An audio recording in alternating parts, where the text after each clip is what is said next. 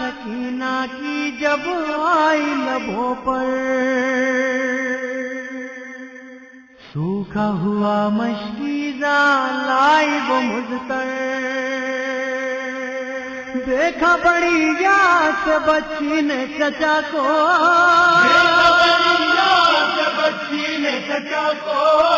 دھت سے ادب جوڑ کے کہنے لگی رو کر، یہ لو مشغول تم کو میری قسم، آؤ دلا دوں میں اذن شہ امم، رکھ لو سکینہ کا یہ مان۔ لا حول ولا قوة الا باللہ العلی العظیم۔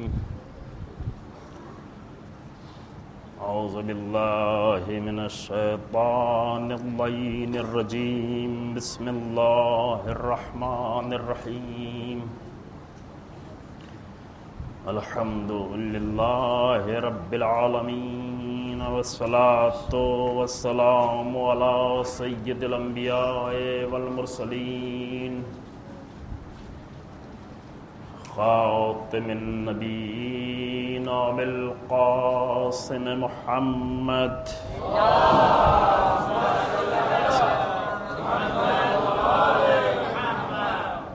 ثم الصلاة والسلام على أهل بيته الأطيبين الأطهرين المعصومين المظلومين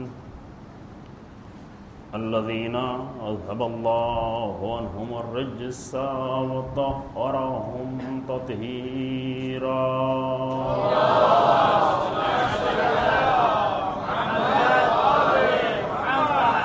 واللعنة الدائمة الباقية على أعدائهم أجمعين، أما بعد، فقد قال حسين بن علي عليهم السلام: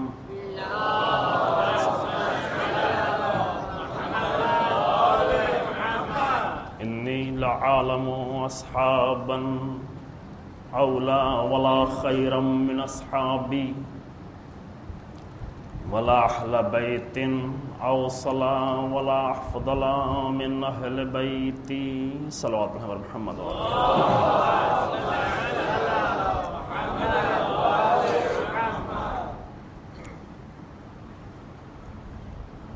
امام حسین علیہ السلام کے اس قول کے ضمن میں آپ کے اصحاب کے کردار اور خصوصیات پر گفتگو کا یہ سلسلہ جاری ہے۔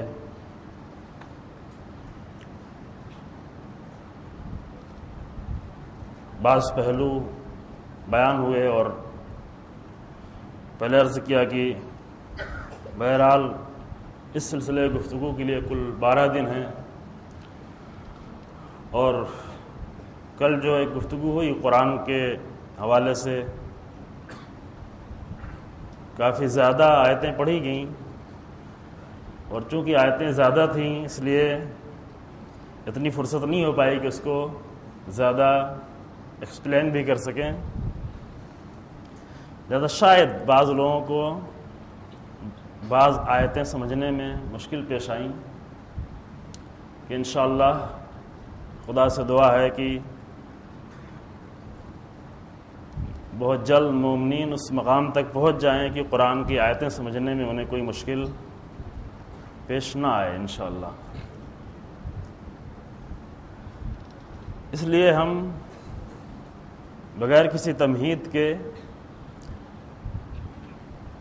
کہ وقت کا بیشتر خیال رکھ سکیں، ایک اور نبی کی گفتگو پیش کرتے ہیں، اور وہی کمپیئر کرنا، کچھ ہم کمپیئر کرتے ہیں، آپ خود کچھ کمپیئر کریں، اور اس کے بعد انشاءاللہ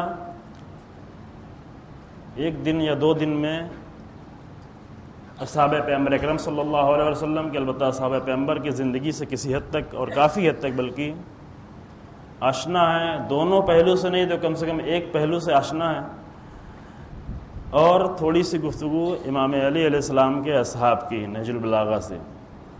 پھر ہم داخل ہوں گے انشاءاللہ اس بحث میں کہ آخر اہل بیت علیہ السلام کے اصحاب کے بعض بہت ہی اہم خصوصیات پر تھوڑا ڈیٹیل میں گفتگو کی جائے گی اس کے بعد کی مجلسوں میں۔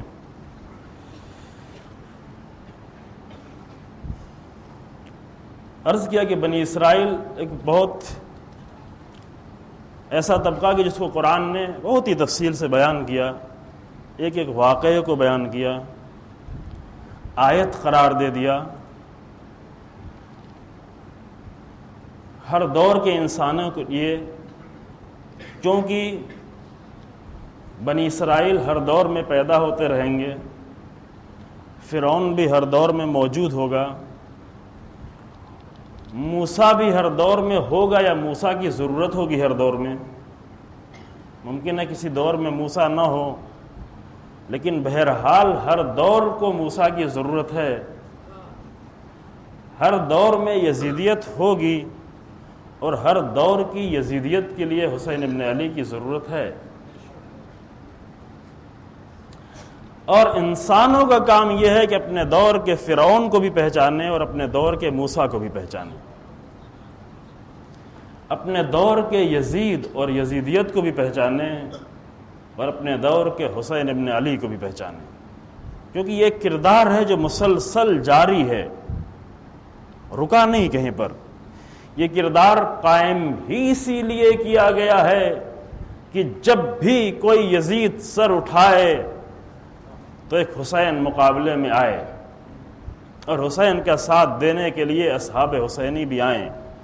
حل من ناصر ینصرنی کا صدا کا مطلب بھی یہی ہے، کیونکہ حسین ابن علی کو اس وقت کی جب کوئی صحابی نہیں بچا، کوئی بیٹا نہیں بچا، کوئی بھائی نہیں بچا، 7 بھائیوں کی قربانی، کتنے بھتیجوں کی قربانی، کتنے بھانجوں کی قربانی، اپنے بیٹوں کی قربانی، اتنی عظیم قربانیاں دینے کے بعد اب حسین ابن علی کو کسی ناصر کی ضرورت مقتل میں نہیں ہے۔ مقتل کربلا میں حسین ناصر نہیں ڈھونڈ رہے ہیں، حسین ابن علی اور حسینیت کو ہر دور میں ناصر کی ضرورت ہے، اور ہر دور میں اصحاب کی ضرورت ہے، اور اصحاب اس وقت بن سکتا ہے انسان جب اصحاب کے کردار کو پہچان لے۔ صحابیت نے، حسین ابن علی کی صحابیت نے کون سا کردار ادا کیا ہے؟ لہذا مطمئن رہیں کہ یزیدیت ختم نہیں ہوتی۔ حسین ابن علی کا جو کردار تھا وہ پہلے بیان کیا گیا، یہ نہیں کہ یزیدیت کو ختم کر دیا، نہیں، یزیدیت کے مقابلے میں حسینیت کو زندہ کر دیا قیامت تک کے لیے، اور دین کے درمیان میں فرق قائم کر دیا کہ کبھی یزیدیت کا عمل اسلام نہ بننے پائے اور اس پر اسلام کا لیبل نہ لگنے پائے جو یزید لگا رہا تھا۔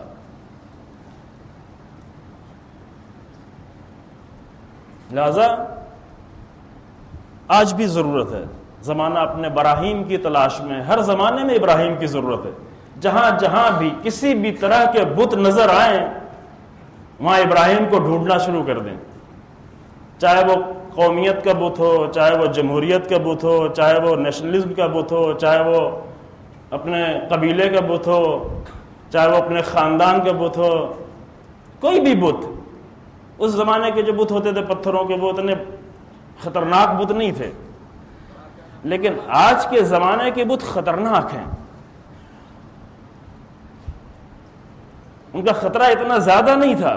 اس لیے تاکید بھی ہے کہ جب بھی جاؤ مکے میں حج کرنے کے لیے تو خاص دروازے سے داخل ہو، اس دروازے سے داخل ہو جہاں پر بت کو دفن کیا گیا تھا۔ یعنی اس کا مطلب یہ نہیں کہ بت کو روکتے ہوئے جا رہے ہو، یعنی یہ سکھایا جا رہا ہے کہ آج کے زمانے میں بھی تمہارے سامنے بت ہیں، اور ان بتوں کو پہچانو اور ان کو رودنے کا سلیقہ سیکھو، ورنہ نہیں، ورنہ پیچھے رہ جاؤ گے، ورنہ اصحاب حسینی کے قریب بھی نہیں آ پاؤ گے، ورنہ قافلے، اس مکہ کے اس قافلے کے قریب نہیں آ پاؤ گے جس میں علی ابن ابی طالب نے رسول اللہ کے کاندھوں کی بلندی پہ چڑھ کر بتوں کو توڑا۔ اس قافلے میں اگر شامل ہونا ہے تو اپنے زمانے کے بتوں کو پہچانتے رہو۔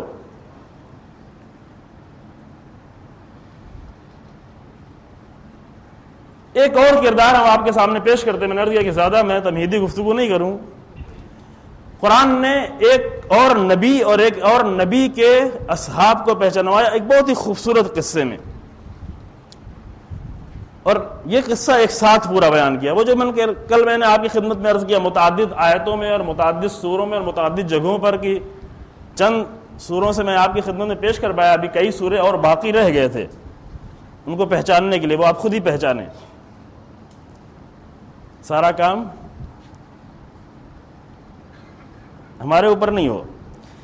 ایک گروہ اس کو قرآن نے متعارف کر جناب موسیٰ کے بعد, الم تری الی الملأ من بنی اسرائیل من بعد موسیٰ کے بعد ایک گروہ آیا.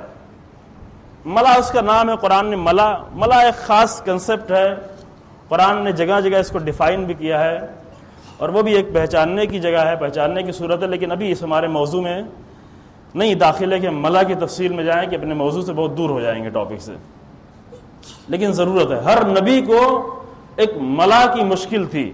یہ لفظ یاد رہے, شاید کبھی کوئی گفتگو کرے, کوئی اور آگے گفتگو کرے تو آپ کے پاس ذہن میں پہلے سے ایک لفظ یہ رہے. قرآن نے جگہ جگہ اس کی گفتگو کی. ملا, مترفین, یہ نبی کے سامنے آبا کے دین کے پیروکار, یعنی دین آبا کے پیروکار, میرے باپ کا دین یہ ہے, یہ انبیاء کے سامنے کی بڑی مشکلات میں سے تھے. خوب یہ ملا ہے, خاص گروہ تھا, یعنی تمام قوم نہیں, قوم میں سے کچھ خاص اصحاب جو نبی کے بہت امپریسو لوگ, کچھ ان کے پاس خاص چیزیں ہوا کرتی تھی, مال و دولت زیادہ ہوا کرتا تھا, نبی کے اوپر بھی آ کر تاثیر ڈالنا چاہتے تھے. یہ ہوتا ہے کہ بعض وقت اپنے امپریشن سے اور اپنی تاثیر سے آ کر حتیٰ اپنے نبی کو بھی متاثر کرنا, ان کو آگے مشورے دینا, ان کو آگے مجبور کرنا کہ آپ یہ کام کریں. انہوں نے جو آگے مشورہ دیا وہ مشورہ تو اچھا تھا. وہ انہوں نے آگے کیا کہا کہ ابعث لنا ملکا نقاتل فی سبیل اللہ. نبی ہم لوگ یہاں پر ہیں, بیکار بیٹھے ہوئے ہیں, آپ ہمارے لیے ایک کوئی سپہ سالار, کوئی ایک کمانڈر معین کریں. آخر ہمارے اوپر ظلم ہوا ہے, ہم مشکل میں ہیں, ایک سپہ سالار معین کریں تاکہ ہم اللہ کی راہ میں جنگ کریں. لیکن یہ نبی سمجھ رہے تھے, چونکہ یہ نبی ان کو معلوم تھا کہ یہ بھی بنی اسرائیل ہی ہیں. قرآن نے ان کو کیا کہا, بنی اسرائیل. الم تری الی الملأ من بنی اسرائیل من بعد موسیٰ, بنی اسرائیل ہی میں سے وہ تھے, الگ نہیں تھے. جناب موسیٰ کے بعد اذ قالوا لنبی لہم, وہ آئے اور اپنے نبی کے پاس انہوں نے آگے کہا کہ ابعث لنا ملکا نقاتل فی سبیل اللہ, ہمارے لیے ایک سپہ سالار بنائیں, ہم اللہ کی راہ میں جنگ کرنا چاہتے ہیں.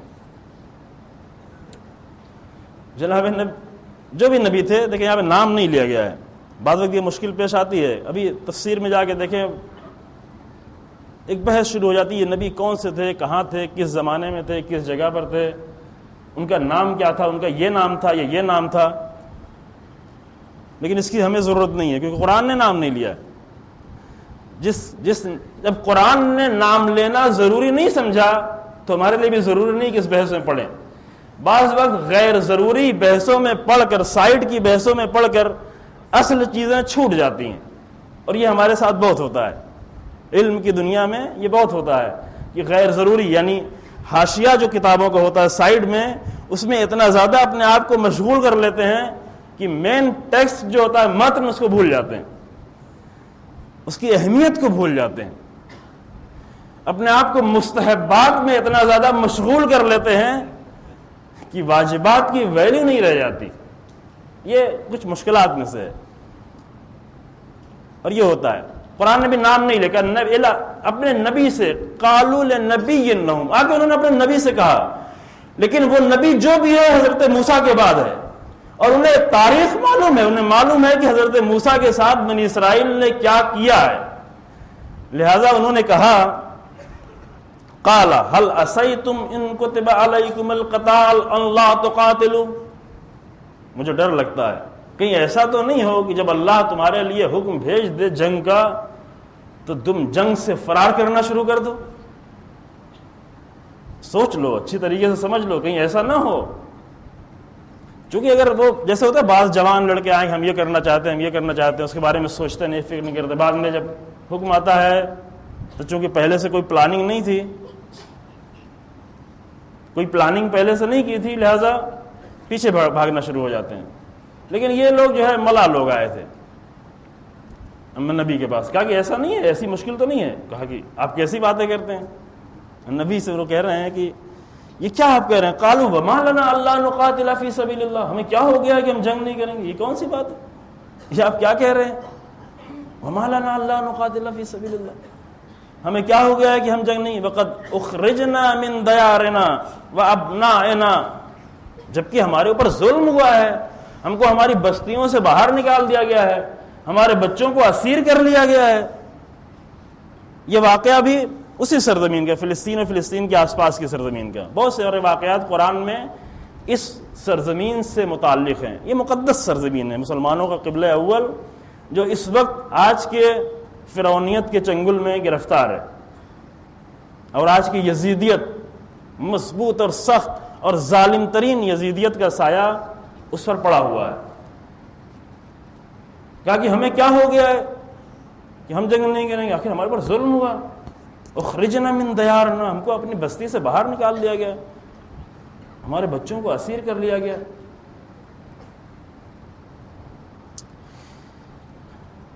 اب یہاں سے سنیں، بہت توجہ کریں، کردار یہاں سے شروع ہوتا ہے۔ فلما کتب علیہم القتال، اتنا شور کیا تھا، اتنا ہنگامہ کیا تھا، آکے نبی آپ یہ کریں، آپ یہ کریں، آپ کیسی باتیں کرتے ہیں؟ لیکن فلما کتب علیہم القتال، جیسے ہی ان کے اوپر جنگ لکھی گئی کہ ہاں اب آپ کو جنگ کرنا ہے، حکم آیا، تولوا الا قلیلا منہم، تولوا یعنی پیٹھ پھیر لینا، یعنی ہم آپ کی طرف بھی دیکھ رہے ہیں، بات کر رہے ہیں، اور بالکل اپنا چہرہ موڑ لینا اور دوسرا راستہ اختیار کر لینا۔ تولوا الا قلیلا منہم، سب کے سب نے نبی سے اپنا منہ موڑ لیا، الا قلیلا، تھوڑے سے لوگ بچے۔ یہ قلیل کو یاد رکھیں گے چونکہ ابھی اس کے بعد پھر آنے والا ہے، یہ پہلا مرحلہ ہے، فرسٹ اسٹیج۔ وہ خود ہی آئے تھے نبی سے، نبی نے ان سے کچھ نہیں کہا تھا، نبی ان سے کچھ بھی نہیں بولے تھے، وہ خود ہی نبی کو آگے مجبور کیا کہ ہمیں جنگ کرنا ہے، ہمیں جنگ کرنا۔ نبی نے کہا تم سے مجھے خطرہ لگ رہا ہے، تمہیں ہم پہچانتے ہیں، کہا کہ کیسی باتیں، ایسی باتیں آپ نہیں کریں، ہم خود آگے اپنے آپ کو والنٹیئرز پیش کر رہے ہیں اور آپ جو کہہ رہے ہیں خطرہ۔ لیکن جیسے ہی فلما کتب علیہم القتال تولوا الا قلیلا منہم، سب کے سب بھاگے، چلے گئے نبی کو چھوڑ کے، تھوڑے سے لوگ بچے۔ اب یہ تھوڑے سے لوگ بچے وہ کون ہوئے؟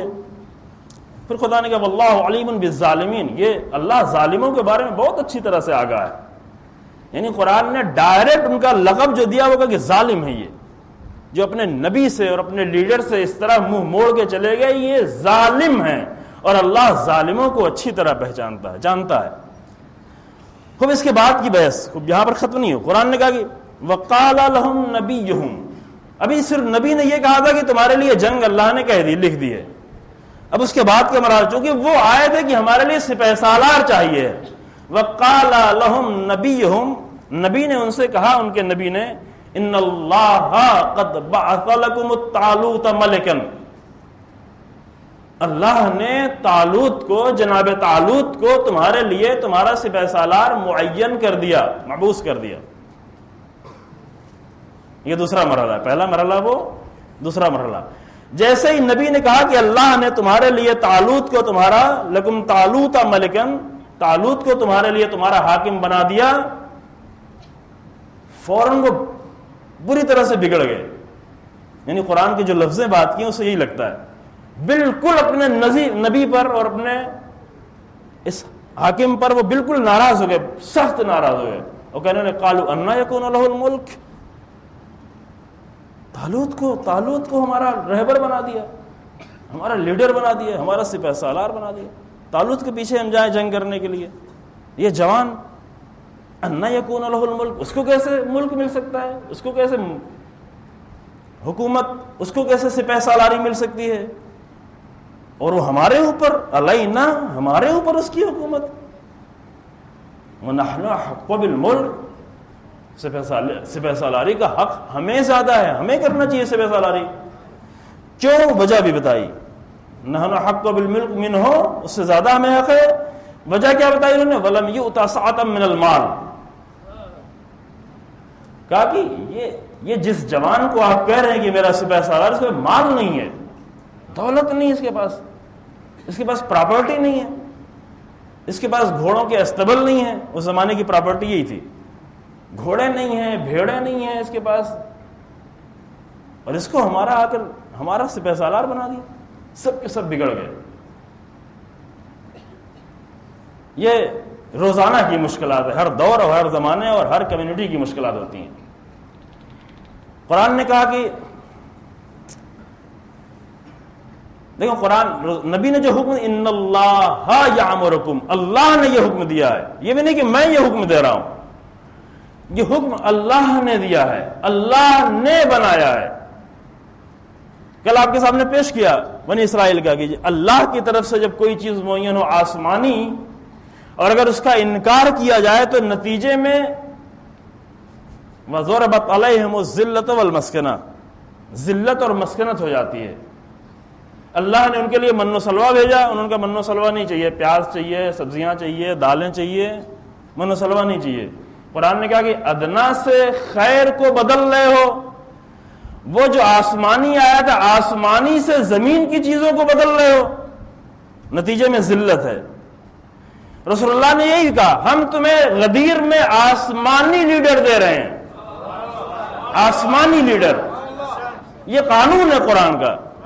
اگر آسمانی اور خیر لیڈر ملے، اس کو تم اپنے زمینی لیڈر سے بدلو گے تو نتیجہ ضربت علیہم الذلۃ والمسکنہ. 1400 سال سے یہ ذلت کا سامنا کرنا پڑ رہا ہے، کیونکہ دنیا ولایت سے دور ہو گئی، آسمانی لیڈر سے دور ہو گئی. اور کیسی ذلتیں، اللہ اکبر. یہاں بھی یہی ہوا. نبی نے یہ نہیں کہا تھا کہ میں تمہیں حاکم بنا رہا ہوں. نبی نے کہا ان اللہ نے قرار دیا ہے، جعل لکم طالوت ملکا، طالوت کو اللہ نے تمہارا حاکم بنایا ہے، سپہ سالار. انہوں نے آگے کہا کہ اس کے پاس تو مال ہی نہیں ہے، یہ کیسا میرا سپہ سالار؟ یعنی کیا؟ یعنی وہی ویلوز کا ڈسٹرب ہونا، جیسے آج ڈسٹرب ہے نا، اس زمانے میں تھی. یعنی جو ابھی اتنی خوبصورت حدیث رسول اللہ کی پیش کی برادر بزرگوار نے، کہ ویلوز کیسے چینج ہوتی ہیں. وہ زمانہ آئے گا تو یہ ہوگا، وہ زمانہ آئے گا امر بالمعروف معروف منکر بن جائے گا. رسول اللہ کے اصحاب کو انتہائی تعجب ہو رہا، یعنی یہ ہو سکتا ہے، یہ بھی ممکن ہے. لیکن ہم دیکھ رہے ہیں یہ ہے. مثالیں آپ کے سامنے اس کے پہلے دیں، کس طرح منکر معروف بنا ہوا ہے اور معروف منکر بنا ہوا. یزید بھی یہی کر رہا تھا، معروف کو منکر بنانا چاہ رہا تھا، منکر کو معروف بنانا چاہ رہا تھا. کربلا یعنی کیا؟ یعنی کربلا آ کے فرق ڈال دے، معروف کچھ اور ہے، منکر کچھ اور ہے. معروف و منکر کی پہچان کا راستہ اگر کہیں ملنے والا ہے تو وہ کربلا اور کربلا کی آئیڈیالوجی. ابھی اس قدر منکر کو معروف بنا دیا گیا ہے کہ انسان کو پہچاننے میں مشکل ہو رہی ہے. یعنی وہ سوچنے کی صلاحیت اس کی ختم ہو گئی ہے، چونکہ میڈیا نے کہ قرآن کی تعبیر کے مطابق بہترین تعبیر اس کی خناس ہے. قلوز برب الناس ملک الناس الہ الناس من شر الوسواس الخناس. خناس آگے، خناس کا کام کیا ہے؟ پہلے خناس باہر ہوتے تھے، وہ آگے ڈالتے تھے. یہ گھر کے اندر ہر لمحے آ کر دل میں وسوسے ڈالتا ہے، یہ تمہارے لیے بہتر ہے، یہ تمہارے لیے بہتر ہے، یہ تمہارے لیے بہتر ہے. بچپن ہی سے چھوٹے چھوٹے بچے یہیں سے کام شروع ہو جاتا ہے. یہ وسوسو فی صدور الناس، لوگوں میں آ کے یہ خناس. آج کے دور میں خناس کا بہترین مصداق یہ میڈیا ہے. چینج کر دیا ہے، ویلیوز کو چینج کر دیا. نہ صرف چینج کیا، ڈسٹرب بری طرح پورا سسٹم خراب کر دیا ہے. ویلیوز کا سسٹم خراب. ابھی ویلیوز کی بات کی جاتی ہے، لوگوں کو مشکل ہوتی ہے سننے میں، کیونکہ اتنا زیادہ خناس نے وسوسہ ڈال دیا ہے کہ مشکل ہو رہی ہے. کربلا یعنی آؤ ویلیوز کو پہچانو. کربلا جنگ ہی ویلیوز کی جنگ ہے، قدروں کی جنگ ہے. فضیلتوں کی جنگ ہے. لہذا انہوں نے ان کے نزدیک بھی کیا تھی ویلو جو ابھی تک جاری ہے. ہم مالدار لوگ ہیں، مال ہونا عیب نہیں ہے، پچھلے سال عرض کر چلے تھا، ابھی آج نہیں عرض کریں گے. مالدار کا حاکم ہونا یہ بھی عیب نہیں ہے، لیکن یہ ویلو نہیں ہے. توجہ فرمائیں، فرق سمجھیں. اگر کوئی مالدار آ کے سپہ سالار بن جائے کوئی مشکل نہیں، نہ ہو کوئی فرق نہیں پڑتا، ویلو کے لحاظ سے کوئی فرق نہیں پڑتا. جناب سلیمان بہت مالدار تھے اور حاکم بھی تھے. جناب داؤد، ان کا ذکر بھی آئے کہ وہ بھی مالدار بھی تھے اور حاکم بھی تھے. لیکن اس کو ویلو نہیں سمجھ لینا. ان بنی اسرائیل کی مشکل یہ تھی کہ انہوں نے اسی کو ویلو سمجھا اور اس بنیاد پر وہ اپنا حق سمجھتے تھے کہ پوری قوم پر ہمیں سپہ سالاری ہونا چاہیے ہماری. لہذا اپنے نبی سے بگڑ گئے وہ غصے میں. انا یکون لہ الملک، کیسی باتیں آپ کر رہے ہیں؟ یہ میرا حاکم، یہ میرا سپہ سالار ہمارے اوپر. نحن حق منہ، ہمیں زیادہ حق حاصل ہے. ولم یؤت سعۃ من المال، مال نہیں اس کے پاس، دولت نہیں اس کے پاس، بلڈنگ نہیں ہے، ہزاروں سینکڑوں بلڈنگیں نہیں ہیں، سینکڑوں کمپنیاں نہیں ہیں، کارخانے نہیں ہیں. یہ کیسا ہے مال؟ کیسا ہمارا حاکم ہو گیا؟ یہ کیا کرے گا؟ یہ تو ہمیں نظر نہیں کھلا پائے گا. چونکہ ایسے حاکم کی ہمیں زیادہ تلاش ہوتی ہے کہ جو نظر زیادہ کر سکے اور نظر کا انتظام زیادہ کر سکے. نہیں، اللہ ایسے حاکم کو معین کرتا ہے جو نظر نہیں کھلائے، جو کہے چلو مقتل میں خون دینے کے لیے، جو کھانا نہیں دیتا خون مانگتا ہے. دونوں لیڈروں میں بہت فرق ہے، لیکن اس کا نتیجہ کیا ہوتا ہے؟ کھانا اور نظر دے دے کے سینکڑوں سال گزر جاتے ہیں، قوم اپنی جگہ پر باقی رہتی ہے، لیکن خون دے کر قیامت تک کے لیے دین کو بچا لیا جاتا ہے. یزید کا باپ معاویہ بہت کھانا دیتا تھا، بہت. اس کا دربار کھلا رہتا تھا کھانا دینے کے لیے. اس لیے نہیں کہ بہت سخی تھا، اس لیے کہ ایک سخی کے مقابلے میں کھڑا ہوا تھا، علی ابن ابی طالب کے مقابلے میں. اور علی ابن ابی طالب کیا کرتے تھے؟ پرسوں بیان ہوگا. علی ابن ابی طالب کیا کرتے تھے، اپنے اصحاب سے کیا چاہتے تھے اور ان کے ساتھ کیا کیا انہوں نے. وہ نہیں کیا جو معاویہ کرتا تھا، کچھ اور کیا. کبھی صفین میں لے گئے، کبھی نہروان میں لے گئے، کبھی جمل میں لے گئے. حسین ابن علی نے کیا کیا؟ آؤ تم دینے کے لیے جو بھی میرے ساتھ. کل میں نے آپ کے سامنے پڑھا حبیب نے مظاہر اپنے قبیلے میں گئے اور جا کے کہا کہ میں تمہیں بہت بڑا تحفہ دینے کے لیے آیا ہوں، لیکن کیا؟ زندگی نہیں، مال نہیں، اقتدار نہیں، شہادت دینے کے لیے آیا ہوں. شہادت کا تحفہ کس کے ساتھ؟ حسین ابن علی کے ساتھ. لہذا وہ یہ چاہ رہے تھے کہ ہم جو حاکم بن جائیں. قرآن نے آگے کرائٹیریا بتایا حاکم بننے کا، سپہ سالار بننے کا معیار کیا ہے. قرآن نے آگے بیان کیا کہ ویلوز کو ڈسٹرب نہیں کرو. میرے پاس فرصت نہیں، ہم قرآن کی کچھ اور آیتیں پڑھیں چونکہ یہ بہت اہم موضوع ہے. قرآن نے یہاں پر بہت ہی حساسیت دکھائی ہے.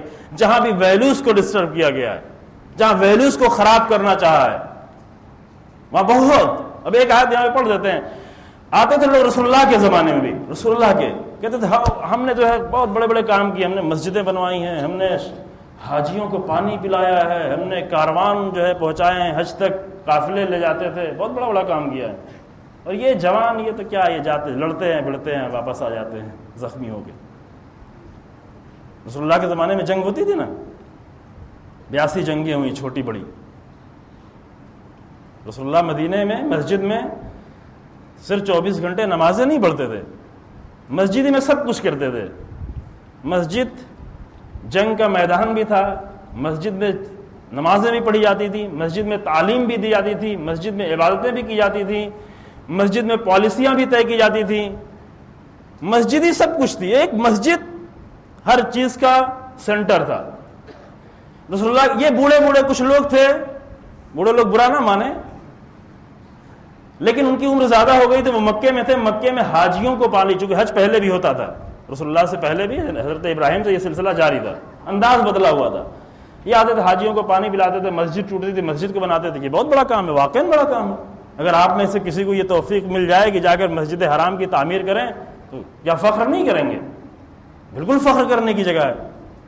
حاجیوں کو پانی پلائیں گے, ٹھیک ہے, فخر کرنے کی جگہ ہے. کاروان لے جانا خوب, یہ بھی ایک خدمت ہے. لیکن دیکھیں ویلوز کا خیال رکھنا, اہم نقطہ یہ ہے. یہ سب ٹھیک ہے, یہ سب اچھا ہے, یہ سب اچھے کام ہیں, لیکن دیکھو ڈسٹرب نہ ہونے پائے, بیلنس خراب نہ ہونے پائے.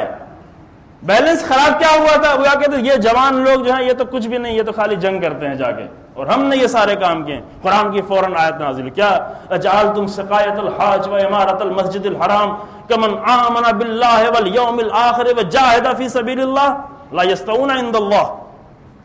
تم نے کیا سمجھ رکھا ہے؟ کیا تم نے مسجد بنانا, امارۃ المسجد الحرام, مسجد حرام کی تعمیر کرنا, مسجد بنانا, حاجیوں کو پانی پلانا, سقایت الحاج سقائی کرنا, اس کو تم نے اس کے مقابلے میں لا کے کھڑا کر دیا ہے کہ جو اللہ پر ایمان رکھنے والا ہے اور راہ خدا میں جہاد کرنے والا ہے, اس کے برابر لا کے کھڑا کر دیا. لا یستوون عند اللہ, ہرگز نہیں, یہ کبھی بھی اللہ کے نزدیک برابر نہیں ہو سکتے. ویلیوز کو ڈسٹرب نہیں کرو, ویلیوز کے نظام نہیں خراب کرو. جو چیز جہاں پر ہے اس کو وہاں رہنے دو, پھر سب صحیح ہے. ٹھیک ہے, مال بھی اگر راہ خدا میں کام آ رہا ہے تو محترم ہے, کر رہے ہیں لوگ راہ خدا میں خرچ کر رہے ہیں, وہ بھی محترم ہے. لیکن مال کو ویلو سمجھ کے اور دیگر ویلوز کو جو جناب طالوت کے اندر تھی اس کو کم سمجھنا, وہ کیا تھی؟ وہ قرآن نے بتایا ویلو یہ تھی, وہ یہ تھی. قرآن نے کیا کہا؟ قرآن نے کہا کہ وَزَادَهُ بَسْطَةً فِي الْعِلْمِ وَالْجِسْمِ. یہ آیت آپ سنتے رہتے ہیں, ہے نا, یہ آیت کے پورے واقعے کا یہ آیت کا ٹکڑا آپ اکثر سنتے ہیں. ہم نے طالوت کو کیا دیا ہے؟ پاور دیا ہے اور بصیرت دی ہے, علم دیا ہے, یہ ویلو ہے. طاقت دی ہے, چونکہ سپہ سالار بن کے جاننا ہے, کمانڈر بن کے جاننا ہے. کمانڈر میدان جنگ میں جا کر دعوتیں دینا شروع کر دے, اس سے تو جنگ نہیں جیتی جاتی. میدان جنگ میں جا کر نظر کھلانا شروع کر دے, اس سے تو جنگ نہیں جیتی جاتی. نہیں, کمانڈر ایسا ہو جس کے پاس بصیرت ہو, سمجھنے کی قوت ہو, گہرائیوں میں جا کر مطلب کو سمجھتا ہو. یہ ایک بہت ہی بڑا کردار ہے اہل بیت کا. انشاءاللہ اس کو بیان کیا جائے گا ایک دن پورا. اہل بیت کے امام, خاص کر امام حسین علیہ السلام کے اصحاب کو سمجھنے کے لیے اس نقطے کا سمجھنا بہت ضروری ہے. بصیرت, کہا کہ بصیرت ہے اس کے پاس, علم ہے, اور ہاں کمزور نہیں ہے, بزدل نہیں ہے, اہل کوفہ کی طرح بزدل نہیں ہے, طاقت ہے اس کے پاس, ڈر جانے والا نہیں ہے. یہ ہے معیار. اب یہ معیار بتا دیا, ابھی اس پر بھی وہ سیٹسفائی نہیں ہوئے. مشکل ہوتا ہے نا جب نظام خراب ہو جائے ویلوز کا, تو وہاں پر اتنی آسانی سے نہیں سمجھایا جا سکتا. پھر مشکل ہوتی ہے, قرآن سمجھنے میں مشکل ہوتی ہے, قرآن سننے میں مشکل ہوتی ہے, نہج البلاغہ سننے میں مشکل ہوتی ہے. ہوتا ہے, ایسے ہی ہوتا ہے. لہذا قرآن نے پھر آگے معجزہ بھی پیش کیا, کہا کہ یہ معجزے والی قوم, اس کو معجزہ دکھاتے ہیں. معجزہ کیا کیا قرآن نے؟ قرآن نے یہ دکھایا وَقَالَ لَهُمْ نَبِيُّهُمْ, آ کر ان کے نبی نے ان سے کہا اِنَّا آیَةَ مُلْكِهِ, ہم دلیل پیش کرتے ہیں جناب طالوت کی سپہ سالاری کی. دلیل یہ ہے کہ یَأْتِيكُمُ التَّابُوتُ, تمہارے پاس ایک صندوق آئے گا ابھی, فِيهِ سَكِينَةٌ مِّن رَبِّكُمْ, اس میں تمہارے لیے اطمینان اور سکون ہوگا تمہارے پروردگار کی طرف سے. تابوت کو دیکھو گے تمہیں سکون ملے گا. وَبَقِيَّةٌ مِّمَّا تَرَكَ آلُ مُوسَىٰ وَآلُ هَارُونَ, آلُ ہارون, اور اس میں جناب موسیٰ اور جناب ہارون کی بچی ہوئی میراث ہوگی. وَتَحْمِلُهُ الْمَلَائِكَةُ, تحملہ الملائکہ, واو نہیں ہے, اس کو ملائکہ اٹھائے ہوئے ہوں گے. یہ دیکھیں معجزہ یہ تھا. ایک صندوق آئے گا, تابوت صندوق, ایک باکس آئے گا, اس باکس کو ملائکہ اٹھا کے لے کے آئیں گے. اس باکس پہ جب تمہاری نظر پڑے گی تو اللہ کی طرف سے ایک سکون, اور اس میں جناب موسیٰ اور جناب ہارون کی بچی ہوئی, آل موسیٰ اور آل ہارون کی بچی ہوئی میراث ہوگی. کہ روایات میں ہے کہ اس میں ایک چیز جو تھی وہ توریت کی تختیاں تھیں, اوریجنل تختیاں جس پہ توریت کی آیتیں لکھی ہوئی تھی. یہ معجزہ آ گیا. یہ کون سی تھی؟ یہ دوسری منزل تھی. پہلی منزل تھی جیسے ہی ان کو قتال کا جہاد کا حکم دیا گیا فَوَلْضُوا مِنْهُمْ إِلَّا قَلِيلًا، سب لوگ بھاگے، تھوڑے سے بچے. دوسری منزل میں جب کہا گیا کہ یہ تمہارا لیڈر ہے تو اب بھی بہت سے لوگوں نے کہا کہ نہیں، اسے ہم لیڈر نہیں مانتے. یہ دوسری منزل، اور کم لوگ ہو گئے.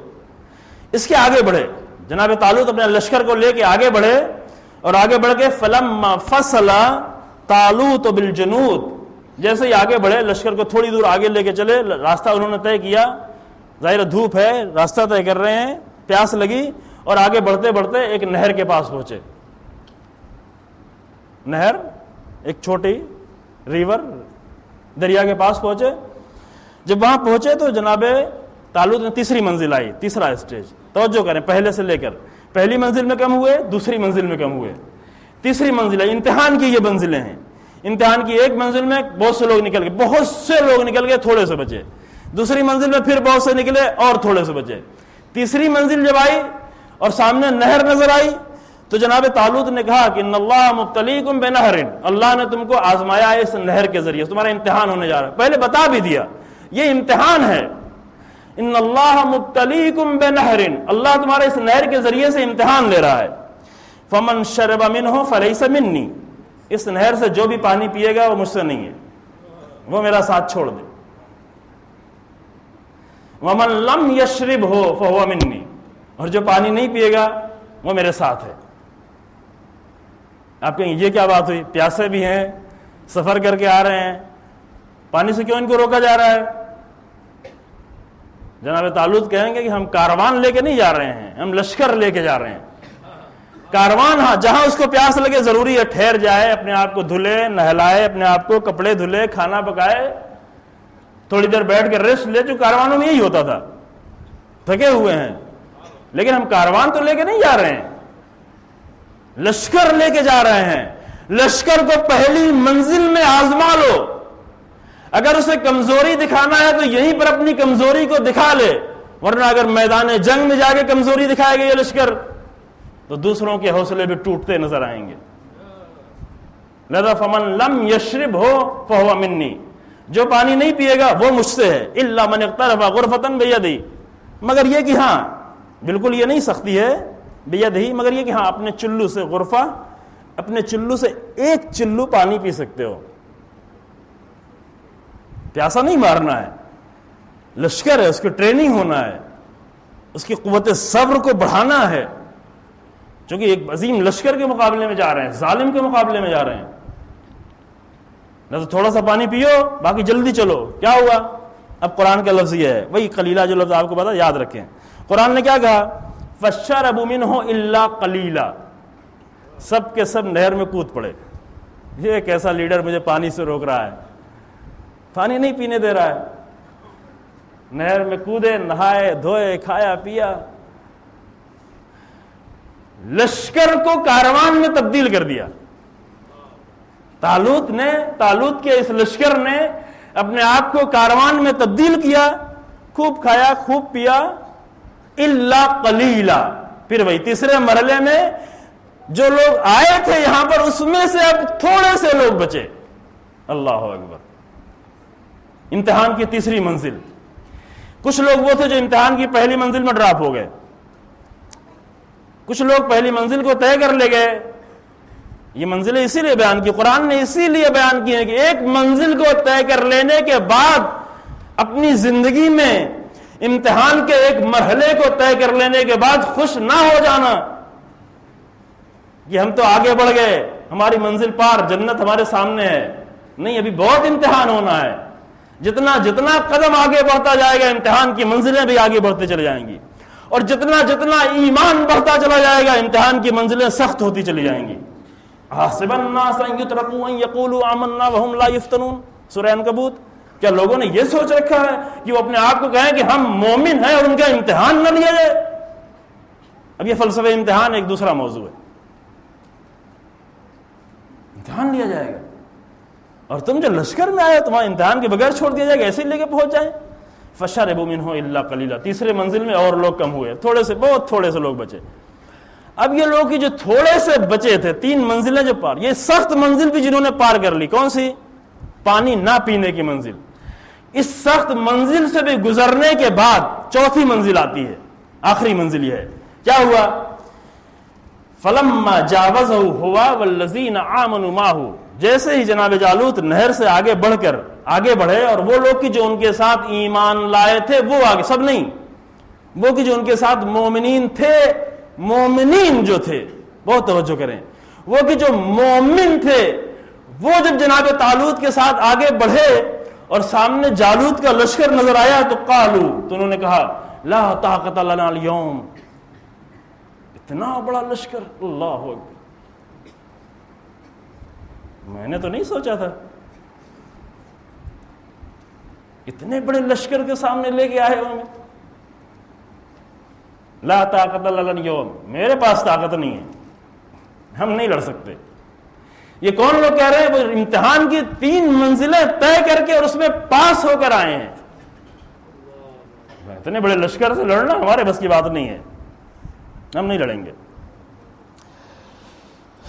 بجالوت لا طاقت لنا اليوم بجالوت وجنودہ، لیکن انہی میں کل میں نے آپ کے سامنے پیش کیا تھا، جناب موسیٰ کو صرف 2 آدمی ایسے ملے تھے، کربلا نظر میں رہے، جناب موسیٰ کو صرف 2 آدمی ملے تھے. جناب طالوت کے لیے قرآن نے کیا کہا؟ قال الذین، 2 نہیں تھے، زیادہ تھے. اب کتنے تھے یہ اس وقت کوئی تعداد تاریخ میں نہیں بیان کی گئی ہے، آپ خود ہی سمجھ سکتے ہیں. 4 مرحلے میں 4 جگہوں پر کم ہوئے، ادھر 4 جگہوں پہ کم ہونے کے بعد بہرحال تھوڑے سے لوگ بچے ہیں. اس زمانے میں لاکھوں کا لشکر تو نہیں ہوتا تھا، 10 20 25 ہزار کا لشکر. کتنی آبادی تھی، پاپولیشن کتنی زیادہ تو نہیں تھی پاپولیشن. کوئی بہت بڑے نبی بھی نہیں تھے، کوئی چھوٹے نبی تھے، اس لیے ان کا نام بھی نہیں ہے. یہ جو تھوڑے سے لوگ بچے ہیں ان کا قرآن نے لفظ نقل کیا. وہ کون سے لوگ تھے؟ انہوں نے یہ کہا ان کی زبان یہ، اس زبان کو پہچانے، ان کی منطق، ان کی لاجک، ان کا لہجہ، ان کی زبان. یہ کیا ہے؟ یہ ہے قال الذین یظنون انہم ملاق اللہ، ان میں سے وہ لوگ جن کو اس بات کا یقین تھا کہ وہ اللہ سے ملنے والے ہیں. مکے سے نکلتے حسین ابن علی کے جملہ آپ کے سامنے پیش کیا تھا، یہی فرمایا تھا کہ من کان باذلا فینا محجتہ وموطنا نلا لقاء اللہ نفسہ فلیرحل معنا. ہر ایک میرے ساتھ نہیں آئے، وہ کہ جو اس بات کا یقین رکھتا ہو کہ اللہ سے ملنے کے لیے چل رہا ہے. قرآن نے بھی یہی آگے کہا قال الذین یظنون، یظنون یعنی یہاں پر یقین کے معنی میں وہ لوگ کہ جو اس بات کا یقین رکھتے تھے کہ انہم ملاق اللہ، کہ وہ اللہ سے ملاقات کرنے والے ہیں. انہوں نے یہ کہا، ان کی زبان یہ تھی. یہ صرف اس زمانے کی زبان نہیں ہے، ہر زمانے کی یہ زبان ہے، ہر زمانے کی مومنین کی زبان یہی ہے. وہ کیا کہتے ہیں؟ انہوں نے یہ کہا کم من فئۃ قلیلۃ غلبت فئۃ کثیرہ، کبھی کبھی چھوٹے چھوٹے گروہ بہت بڑے بڑے لشکر پہ جا کر غالب آ جاتے ہیں. یہ کس کی زبان ہے؟ الذین یظنون انہم ملاق اللہ. ابھی لوگ بہت گھبراتے ہیں، یہ پاور نہیں ہے، طاقت نہیں ہے، سپر پاور کے مقابلے میں بولنا. جب 2006 میں حزب اللہ نے جنگ شروع کی، جا کے 2 کو پکڑا، جا کے یزیدی لشکر کے 2 سپاہی کو جا کے پکڑا، تو ساری دنیا، سارے عرب، حتیٰ کہ وہ کہ جو پہلے مرحلے کے مومنین تھے، چونکہ یہ 4تھے مرحلے والے مومنین، یہ 4تھے مرحلے کے مومن کی زبان ہوتی ہے. اس کے پہلے والے مرحلے والے جو یہ کہتے تھے کیا جنگ مول لے لی، کیوں اپنے آپ کو جا کے ڈال دیا اتنے بڑے لشکر سے، اتنی بڑی طاقت سے، دنیا کی 6ٹھی طاقت، ساری دنیا اس کے پیچھے، سب مدد کر رہے ہیں، سب حملہ کر رہے ہیں، کس سے جا کے جنگ مول لی.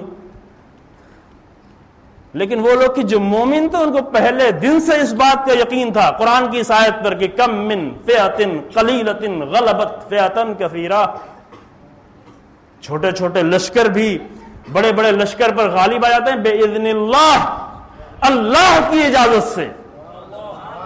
اصل نقطہ یہ ہے جب اسلحے کو اسلحے سے ملایا جائے تو اسلحہ کم و زیادہ ہو سکتا ہے، لیکن اسلحے کے ساتھ اگر اللہ کی طاقت کو ملا دیا جائے تب کوئی بھی اسلحہ دنیا کا آ جائے اللہ کی طاقت سے تو بڑھ کے نہیں ہو سکتا. اور یہ بار بار میں ذکر اس لیے کر رہا ہوں کہ تاریخ کے اس نمونے کو یاد رکھے، اللہ کی نصرت کا عظیم زندہ نمونہ۔ بعض لوگ نہیں ذکر کرتے، اور مجھے نہیں معلوم کہ کیوں ذکر نہیں کرتے، لیکن اللہ نے یہ نمونہ ہماری نظروں کے سامنے، جیسے کل آپ کے سامنے پیش کیا کہ ہم نے اغرقنا آل فرعون، آل فرعون کو غرق کیا وانتم تنظرون، تم دیکھ رہے تھے۔ اللہ نے کیا کیا؟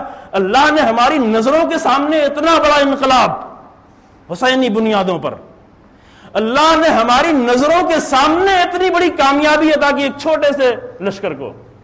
یہ قابل بیان ہے، یہ ذکر کرنے کی چیز ہے۔ تو جو فرما رہے ہیں اللہ کی نصرت کی یہ نمونہ، اور بہت سے نمونے ہیں کہ جو بتائے گئے ہیں کہ جو وہاں پر بالکل سامنے دکھے اس جنگ میں، تو آپ خود ہی اس کو ڈھونڈیں اور تلاش کریں گے وہ نمونے کیا تھے۔ انہوں نے کیا کہا؟ کم من فئۃ قلیلۃ غلبت فئۃ کثیرہ باذن اللہ، اللہ کے اذن سے ایسا ہوتا ہے۔ واللہ مع الصابرین، اللہ مضبوطی سے ٹھہرنے والوں کے ساتھ ہے، چاہے وہ تھوڑے ہی ہوں گے، اللہ ان کے ساتھ ہے۔ اللہ کی معیت کو دیکھتے جاؤ، جہاں دل میں شک پیدا ہو، جہاں دل گھبرائے، جہاں ڈرنے لگو، وہاں یہ دیکھو کہ اللہ ساتھ ہے یا ساتھ نہیں ہے، مع اللہ ہے یا نہیں ہے۔ اگر اللہ کی معیت ہے، اللہ کا ساتھ ہے، تو یہاں پھر کوئی ڈر کا مقام نہیں ہے، یہاں ذرہ برابر گھبرانے کا مقام نہیں ہے۔ یہاں پر ایسی جگہوں پر یہ نمونے تھے۔ ابھی پچھلے سال کا جو نمونہ میں نے عرض کیا کہ اہل فلسطین کے مسلمان شیعہ نہیں ہیں، ان کا اعتقادی اعتبار سے وہ شیعہ نہیں ہے، لیکن پولیٹیکل اعتبار سے بالکل شیعہ ہیں۔ چونکہ ہم نے پولیٹکس کو دین سے جدا کر رکھا ہے، اس لیے ہم ان کی بات نہیں کرتے، کیونکہ جدا ہے ہمارے مذہب میں، سیکولر مذہب میں پولیٹکس دین سے جدا ہے۔ البتہ رسول اللہ کے مذہب میں ایسا نہیں ہے، قرآن کے مذہب میں ایسا نہیں ہے۔ قرآن میں کئی سو بلکہ تقریباً 1000 آیتیں ایسی ہیں جو پولیٹکس ہیں ٹوٹل۔ البتہ یہاں پہ بحث نہیں ہے، البتہ یہ دنیا کی جو سیاست ہے، یورپین سیاست جو پڑھائی جاتی ہے، جس میں یورپین سیاست کا نمونہ یہ ہے کہ بادشاہ وہ ہو جو شیر جیسا درندہ اور بھیڑیا جیسا مکار ہو، خوب ایسی پالیسی، ہاں یہ اسلامی پالیسی نہیں ہے۔ اٹلی کے اسکالر نے جو لکھی کتاب دا پرنس، اس میں نمونہ اس نے یہی دیا میکیاولی نے کہ پرنس بادشاہ وہ ہونا چاہیے جو شیر جیسا درندہ اور بھیڑیا جیسا مکار۔ اور ہمارے بزرگ عالم ایران کے، ان کے گزر گئے، انتقال ہو گیا، بڑے عظیم اسکالر تھے، ان کا اس نے یہ تھیوری جو لی ہے اس کی اپنی نہیں ہے، اس کی اپنی فکر نہیں ہے، اس نے معاویہ سے یہ لیا ہے، معمولی آدمی نہیں، بہت سوچ کر انہوں نے کہا یہ اس نے معاویہ سے لیا۔ اور آج پورے یورپ سے اور ویسٹرن کلچر سے متاثر جتنی بھی پالیسی ہے جمہوریت کی، وہ اسی پر عمل کر رہی ہے۔ شیر جیسے درندے بن جاؤ، بھیڑیا جیسے مکار بن جاؤ، یہ پالیسی نہیں، یہ اسلامی پالیسی نہیں ہے۔ اسلامی سیاست یعنی کیا؟ جو امام ہادی، امام علی نقی علیہ السلام نے بیان فرمایا، ہم سیاست العباد، سیاست ایک فیملی کلمہ ہے۔ اہل بیت علیہ السلام زیارت جامع کبیرہ میں یہ زیارت پڑھیں، اہل بیت کی شناخت کی زیارت ہے، اہل بیت کو پہچاننے کی بہترین ایک جگہ وہ زیارت جامع کبیرہ ہے۔ زیارت جامع کبیرہ ہم سیاست العباد، سیاست العباد سیاست کرنے والے بندوں کی، یعنی کیا؟ یعنی بندوں کی تدبیر کرنے والے، ان کی ساری مشکلات کو حل کرنے والے۔ اسلامی سیاست یہ ہے، توجہ فرمائی آپ نے، یہ اسلامی سیاست ہے۔ انہوں نے یہ کہا کہ پھر اب نہیں گھبراؤ، دنیا کی سیاست میں پڑھو پھر گھبراؤ گے، پھر الہی سیاست میں اگر آ جاؤ گے، اگر وہ آئیڈیالوجی اپنا لی تو اب کوئی خوف نہیں رہا، اب کوئی ڈر نہیں رہا۔ اب گلیل کسے کہتے ہیں آپ جانتے ہیں؟ گلیل کیا کہتے ہیں آپ کے انگلش میں؟ جو ربر سے بناتے ہیں، فلسطینی جو استعمال کرتے ہیں، ربر، لکڑی میں ربر باندھتے ہیں، چھوٹی سی گنگڑی۔ خوب اگر اللہ پر یقین کر کے اور حسینی آئیڈیالوجی پر یقین کر کے جنگ لڑی جائے تو کروز میزائلوں کا مقابلہ یہ گلیل کرتے ہیں اور ہرا دیتے ہیں، صرف مقابلہ نہیں کرتے، جنگ جیتتے ہیں۔ تب فاسفورس بموں کا مقابلہ چھوٹے چھوٹے پتھر کرتے، ہاتھ کے پتھر، وہ بھی چھوٹے چھوٹے بچے اور جوانوں جن کے ہاتھ میں اتنی طاقت بھی نہیں زور سے پتھر مار سکے، ٹینکوں پہ پتھر. یہ کب ہوتا ہے؟ یہ اس وقت ہوتا ہے جب آئیڈیالوجی انسان کی تبدیل ہو جائے. یہ کام بغیر آئیڈیالوجی کے نہیں ہوتا.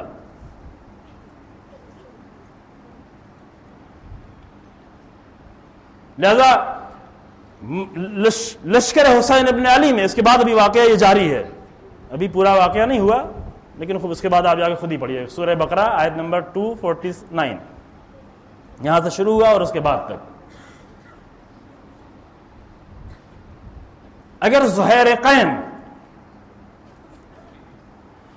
یہ دیکھتے کہ حسین ابن علی کے ساتھ تو تھوڑے سے بوڑھے اور جوان ہیں، اگر ان کے ساتھ ہوں گے تو کیا فائدہ ہمارا ہوگا، آخر میں مارے جائیں گے، آخر میں شہادت ہو جائے گی. اگر یہ دیکھ رہے تو اگر ان کی آئیڈیالوجی یہ ہوتی تو کبھی بھی حسین ابن علی کے ساتھ نہ آتے. توجہ فرمائیں.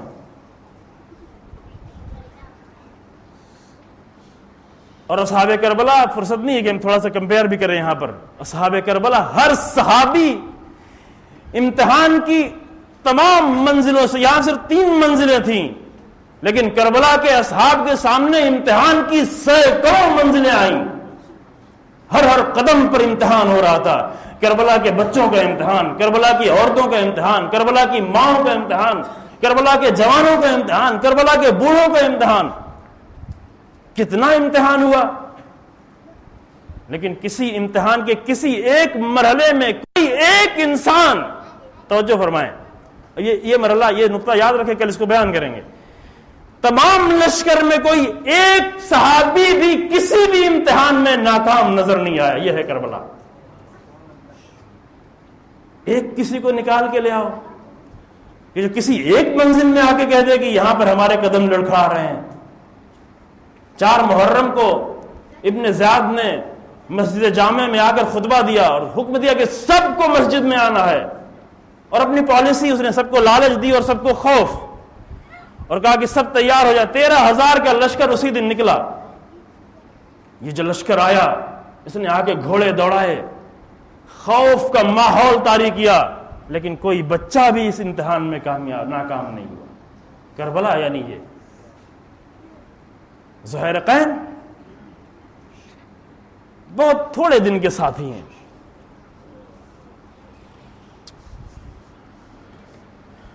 کتنے دن کے ساتھی ہیں زہیرقین؟ زہیرقین اس کے پہلے علی ابن ابی طالب سے کے گروہ سے ان کا تعلق نہیں تھا، خلاف تھے، عثمانی تھے. تیسری خلافت کے زمانے میں جو 2 گروہ بنا، اور خاص کر قتل کے بعد، خلیفہ سوم کے قتل کے بعد، عثمانی اور علوی. ان کا تعلق علوی گروہ سے نہیں تھا، یہ عثمانی گروہ کے تھے. کون؟ زہیرقین. اور کب تک عثمانی گروہ سے تعلق تھا؟ اس وقت تک جب تک کہ حسین ابن علی سے ملاقات نہیں ہوئی، اس وقت تک وہی تھے. لہذا حسین ابن علی سے ملنا بھی نہیں چاہتے تھے. صرف ایک احترام یہ تھا کہ یہ رسول اللہ کے نواسے ہیں، اگر کچھ کہہ دیں گے تو ہم کیسے انکار کریں گے. لیکن اصل میں کیا تھا؟ اصل میں یہی تھا کہ چونکہ آئیڈیالوجی ان کی کچھ اور تھی، عرض کی آئیڈیالوجی کچھ اور تھی ان کی. حسین ابن علی نے آ کر آئیڈیالوجی تبدیل کی. کہا کیا یہ نہیں معلوم، یہ کچھ نہیں معلوم.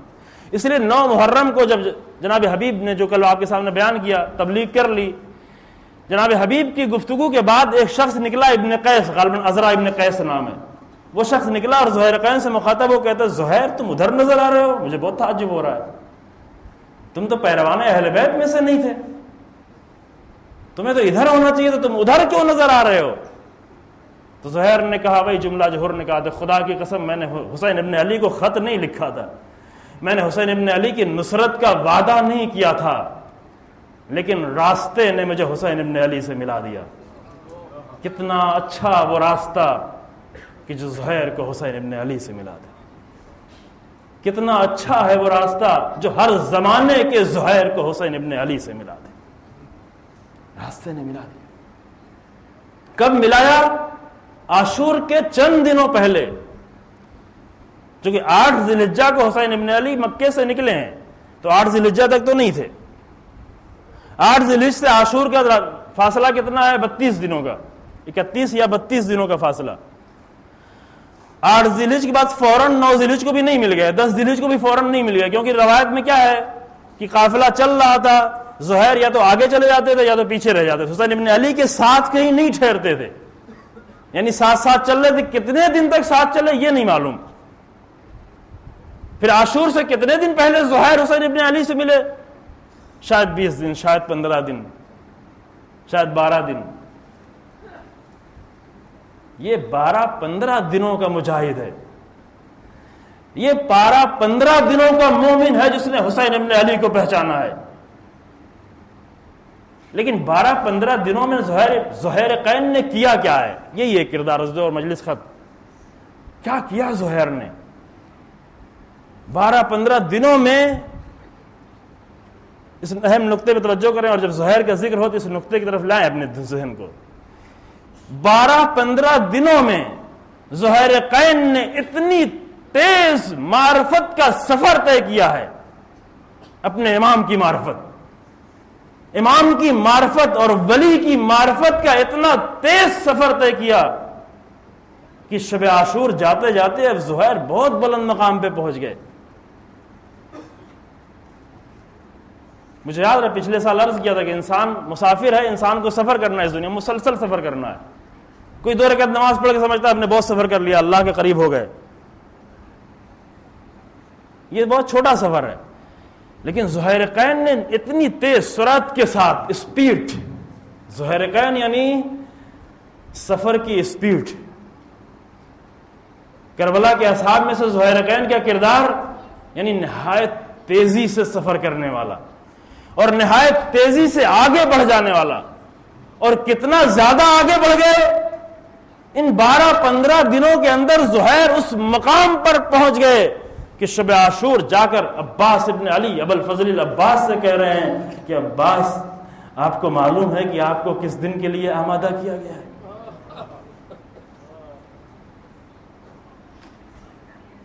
چونکہ اب جناب عباس سے آگاہ نہیں تھے بہت زیادہ زہیر قین، معلوم ہے دوسرے راستے سے تھے، آئیڈیالوجی ہی دوسری تھی، ابھی تک پہچانا نہیں تھا.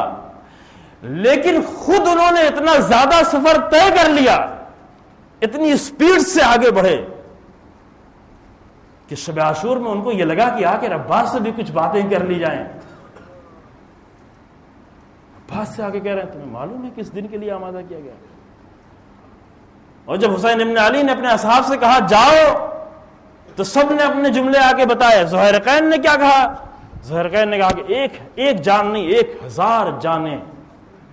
ابھی اس کے پہلے 20-22 دن پہلے یا 10-12 دنوں پہلے زہیر کو ساری فکر یہ تھی کہ کسی طرح اپنی جان بچا لیں، کیونکہ اگر حسین ابن علی کے ساتھ گئے تو جان کا خطرہ ہے، لہذا اپنی جان کو بچاؤ، حسین سے دور دور سفر کرو. لیکن 20 دنوں میں زہیر نے اتنی تیز سفر کیا کہ شب عاشور میں کہہ رہے ہیں کہ 1 جان نہیں مولا 1000 جانیں اگر ہمیں دی جائیں اور مارا جائے اور قتل کیا جائے اور ٹکڑے ٹکڑے کیے جائیں اور پھر دوبارہ زندگی دی جائے تو پھر بھی آپ کی راہ میں قربان ہونے کے لیے. یہ سفر ہے. کربلا میں جب بھی زہیر کو یاد کرو، عاشور کے دن، محرم کے دنوں میں زہیر قین صحابی حسین یعنی وہ کہ جس نے اتنی تیزی سے سفر کیا ہے، جو دھیرے دھیرے نہیں، بہت سلو نہیں، چند عمل کر کے خوش ہو لینے والا نہیں. اور انہی میں سعید بھی ہیں، ابھی آئے گا ذکر. اور یہ اتنا آگے بڑھ گئے یہ دونوں کہ ظہر عاشور کے وقت جب حسین ابن علی کو نماز پڑھنی ہوئی تو کسی اور کو نہیں بلایا کہ سعید تم میرے سامنے آ جاؤ، زہیر تم میرے سامنے آ جاؤ. کتنا بڑا سفر طے کیا ہے. اگر انسان یقین کی منزلوں کو طے نہ کر چکا ہو تو یہ چلتے ہوئے تیر، پہلا تیر تو شاید اپنے آپ کو روک لے، لیکن ایک تیر آ کے چبھا، ہڈی کو توڑ گیا، خون بھی جاری ہو گیا، آنکھوں کے سامنے تاریکی بھی ہونے لگی، درد بھی ہو رہا ہے. دوسرا تیر آیا، تیسرا تیر آیا، تیروں کو آتے ہوئے اپنی نظروں سے دیکھ رہے ہیں لیکن مضبوط اور محکم اپنی جگہ پہ کھڑے ہوئے ہیں. یہ صرف جسم کی طاقت نہیں ہے عزیزو، یہ ایک سفر جو طے کیا، اس کے نتیجے میں زہیر اتنا یقین کی منزل پر پہنچ گئے اپنے امام کی حفاظت کرنے، اور سعید نے بھی یہی کیا۔ لیکن نماز ختم ہوتے ہوتے سعید زمین پر گر پڑے، سعید ابن عبداللہ زمین پر جب گرے، حسین ابن علی نے آگے بڑھ کر ان کو اپنے سینے سے لگایا۔ سعید نے ایک جملہ کہا، ارضیت منی ابن رسول اللہ،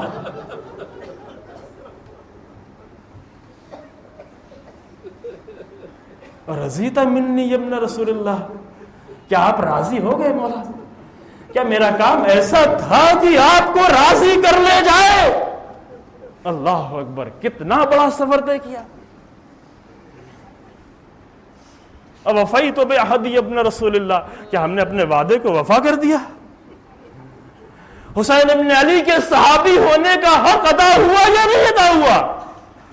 حسین نے سینے سے لگایا، جنت تمہیں مبارک ہو۔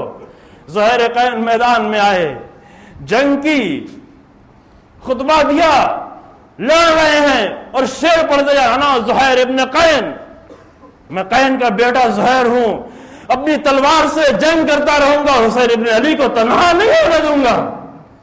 جنگ کرتے کرتے چاروں طرف سے گھیر کے زہیر کو جو مارا، ایسا ساتھی اگر حسین کی نظروں کے سامنے زخموں سے چور ہو کے زمین پہ گرے، یہ سخت منظریں حسین ابن علی پہ کتنی بار کربلا میں آئی۔ کبھی اس پہلو پہ غور کیا عزیزو؟